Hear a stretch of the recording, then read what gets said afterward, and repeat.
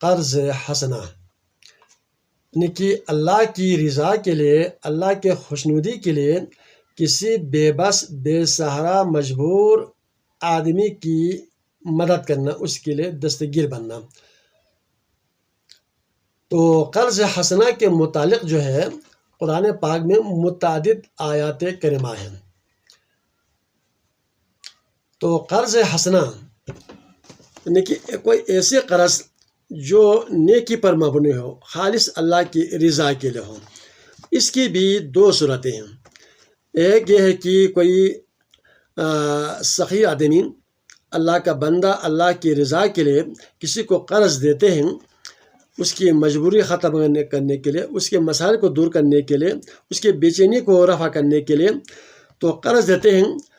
تو وہ جس نے قرض حسنہ لیا، یہاں پر تو سود کی، اضافی پیسے کی تو بات ہی نہیں ہے، یہاں پر خالص قرض حسنہ کی بات ہے، اللہ کی رضا کے لیے اس کے لیے مدد کرنا ہے۔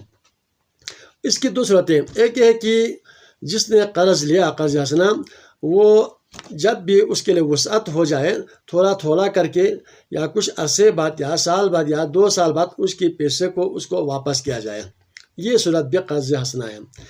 اور اس کی جو اعلیٰ صورت ہے وہ یہ ہے کہ جس نے قرض حسنہ دیا وہ اس سے مانگتا ہی نہیں ہے، وہ دے تو ٹھیک، اگر نہ دے تو اس سے بالکل تقاضا بالکل نہیں کرتے ہیں، وہ اللہ کی رضا کے لیے وہ چھوڑ کے رکھتے ہیں۔ یہ قرض حسنہ کی اعلیٰ صورت ہے۔ اب ہم آتے ہیں کہ قرض حسنہ کے متعلق جو ہے اللہ تعالیٰ قرآن پاک میں اس کے لیے، جس نے قرض دیا ہے، اس کے لیے کیا کیا بشارتیں ہیں۔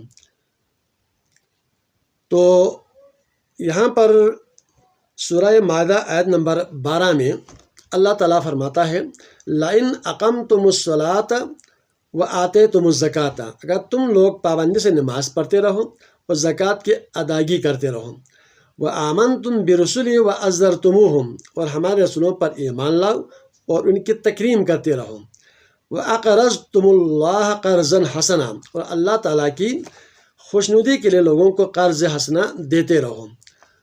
یہ یہاں پر سب سے پہلے نماز قائم کرنے، پھر زکوٰۃ کی ادائیگی، پھر رسولوں پر ایمان لانے، ان کی تکریم کرنے کے بعد چوتھا جو مرحلہ قرآن نے فرمایا کہ تم اللہ کی رضا کے لیے قرض حسنہ لوگوں کو دیتے رہو، ایک بار دے کر رکو نہیں، بلکہ جب بھی ضرورت ہو اس کو دیتے رہیں۔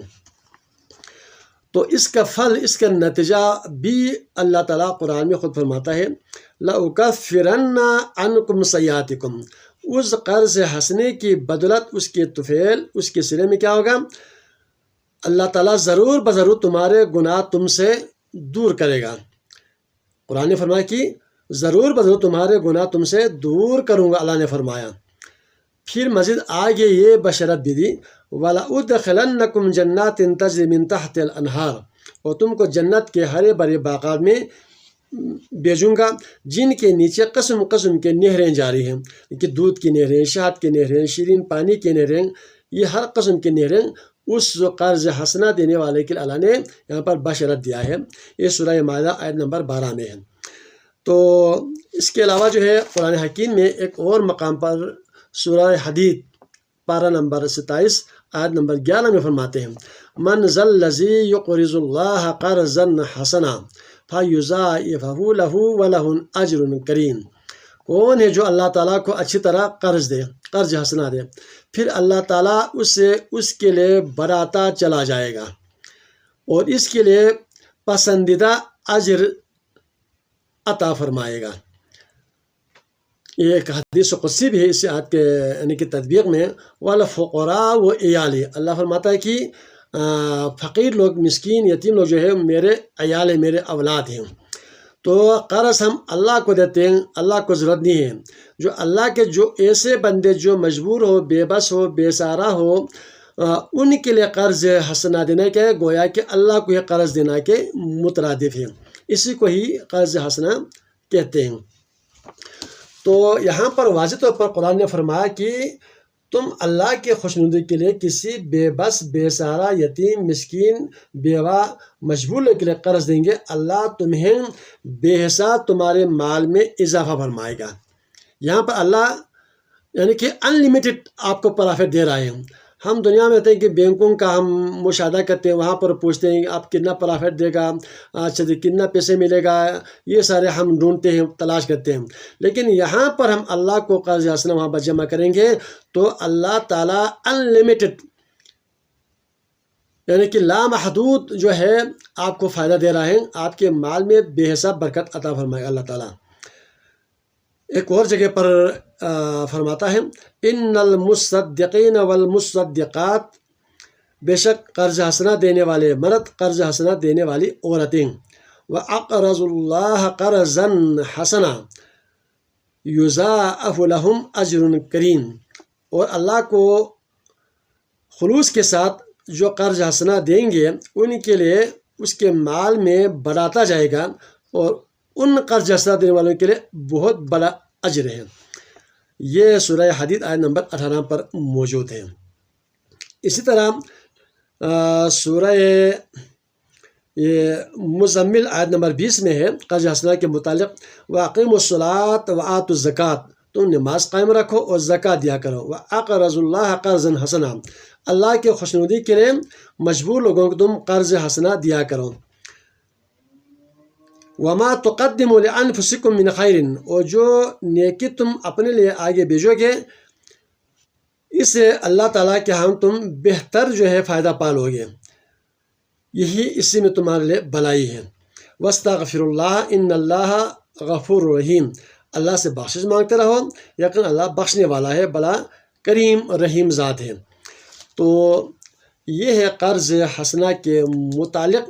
جو کوئی مجبور بے بس آدمی کو قرض حسنہ دے گا، اس کے تعلیمی مسائل ہو، اس کے مالی مسائل ہو، اس کے کھانے پینے کے اخراجات ہو، اس کے بچوں کا مسئلہ ہو، اس کے قرض کا مسئلہ ہو، جو کوئی کسی کو بلا سود اس طرح قرض حسنہ دے گا تو سب سے زیادہ فائدہ اللہ تعالیٰ اس کو عطا فرمائے گا، جس کا تذکرہ قرآن حکیم کے سورہ حدید، سورۃ المزمل اور سورہ مائدہ اور دیگر کئی صورتوں میں یہ چیزیں بشرت اور فائدے کی جو باتیں ہیں اللہ نے قرآن میں فرمایا ہوا ہے. تو اگر ہم مال کو بڑھانا چاہتے ہیں، کسی کے مجبوری کو آپ دور کرنا چاہتے ہیں، تو اس میں اللہ تعالیٰ کی سب سے بڑی خوشنودی ہے. اس کی طرف آپ کو دعا ملیں گے، آپ کے مال میں بے حساب برکت اور حرکت ہوگی. اسی زمین میں آپ کو ایک واقعہ سناتا ہوں کہ حضرت ابوبکر رضی اللہ تعالیٰ عنہ جو ہے، جب مکے میں قحط کا سمنگ پیدا ہو گیا تو آپ ایک غنی شخصیت تھے. آپ نے اونٹوں کی بوجھ یعنی کہ مکمل ایک قطار جو ہے یعنی کہ اجناس کو لے کر آپ وہاں پر لے کے جا رہے تھے. تو قحط تھا، راستے میں مختلف تاجروں سے، بزنس مین لوگوں سے ملا. انہوں نے کہا کہ اے ابوبکر، آپ یہ مال ہمیں دے دیں، ہم آپ کو دگنا فائدہ دیں گے. انہوں نے کہا کہ نہیں. تاجر لوگوں نے کہا کہ ہم آپ کو تگنا دگنا فائدہ دیں گے. نہیں. انہوں نے کہا کہ ہم 4 گنا ہم آپ کو فائدہ دیں گے. نہیں. تو انہوں نے پوچھا کہ اے ابوبکر، ہم اتنا آپ کو دگنا تگنا کئی گنا آپ کو دے رہے ہیں، آپ ہمیں کیوں نہیں دے رہے ہیں؟ حضرت ابوبکر رضی اللہ تعالیٰ عنہ نے کہا کہ مجھے تو 100 گنا آگے مل رہے ہیں. تو وہ تاجر لوگ پریشان ہو گئے. اگر آپ کو 100 گنا مل رہے ہیں تو ہمارے پاس اتنا وسعت نہیں ہے کہ ہم اس مال کا 100 گنا آپ کو دے دیں، فائدہ پرافٹ دے دیں. تو حضرت ابوبکر سے انہوں نے استفسار کیا، آخر آپ کو کہاں سے دے رہے ہیں؟ تو حضرت ابوبکر رضی اللہ عنہ نے کہا کہ مدینے میں قحط ہے، مکہ میں قحط ہے، میں وہاں کے مجبور لوگوں کو اللہ کے رضا کے لیے یہ قرض حسنہ کے طور پر میں وہاں پر جا کے مفت تقسیم کرنا ہے. تو اللہ مجھے 100 گنا کئی گنا بے حساب مجھے اس کا فائدہ اللہ تعالیٰ عطا فرمائے گا. وہ فائدہ میرے لیے دنیا میں بھی فائدہ ہے اور عقبہ میں بھی فائدہ ہے. تو یہ ہے قرض حسنہ کے ایک عملی نمونہ. اور حضرت ابوبکر کو اس کے نتیجے میں جو ہے بے حساب آپ کو بعد میں جو ہے اللہ نے برکت دی، حرکت دی، مال میں اضافہ ہو گیا، آپ کو کاروبار اتنی وسعت اور توسیع ہو گیا کہ لوگ حیران ہو گئے. تو ہمیں چاہیے کہ ہر بے بس بے سہارا لوگوں کی مدد کے لیے، اللہ کی رضا کے لیے، اللہ کے خوشنودی کے لیے قرض حسنہ دینے کی کوشش کریں، اور سود پر قرض دینے کی، کسی کی عزت نفس سے، کسی کے مجبوری کو فائدہ کر ہم اس طرح پیسے نہ دیں، بلکہ قرض حسنہ دیں. اس حسنے میں بہت بڑی برکت اور حرکت ہے.